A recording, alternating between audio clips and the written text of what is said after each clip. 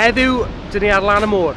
Dyn ni wir yn caru ein traethau yng Nghymru. Mae pobl o 4 ban byd yn ymweld â nhw. Ond dychmygwch os oedd ein afonydd a moroedd ddim cweit mor lan. Mae Dŵr Cymru yn gwneud lot fawr o waith yn glanhau'r dŵr sy'n dod allan o'ch toiledau a'ch sinks, mwyn sicrhau bod y dŵr yn mynd nôl mewn i'r afonydd a'r moroedd yn lan.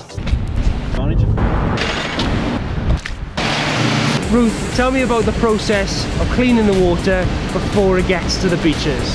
So when the wastewater comes into a treatment site, the first thing it does is it goes through a big metal screen that removes all the rags, wet wipes, all the rubbish that gets thrown into the toilets.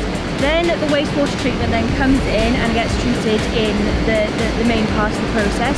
So it has firstly a settlement process, so it gets all the heavy bits removed, then it goes through a biological stage of aeration or biological filters, then it has another settlement stage, and then it's ready and good to go out to the sea. Nawr, dyma ble mae Dŵr Cymru yn codi pethau i lefel arall. Wedi'r dŵr gael ei drin, mae wedyn yn mynd nôl mewn i'r afonydd a moroedd.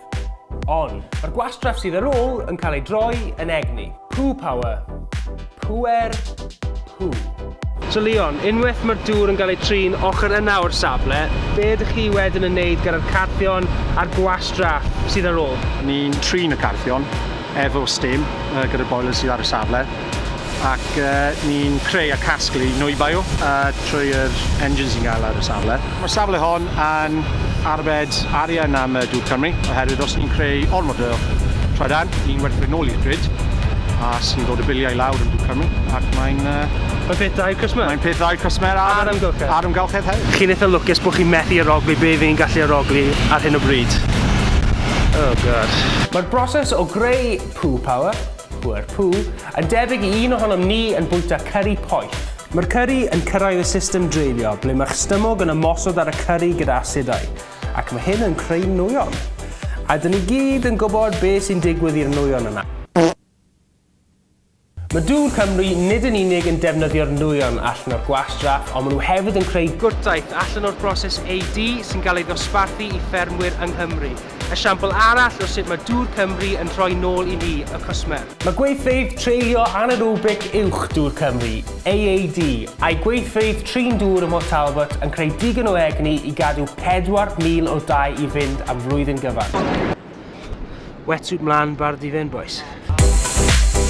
The work the Welsh Water do, cleaning the water, why is it so important? Well, basically, it's absolutely perfect for just surfers in general and swimmers. It's great for me as a business side of things, where the water's just clean, you don't get any throat infections, urine infections. It's nice to have a safe, clean environment. You go to different countries, you can get urine infections because the water's not clean, throat infections. So here, I've never done it, I've surfed since I was 8 years old. Don't get it.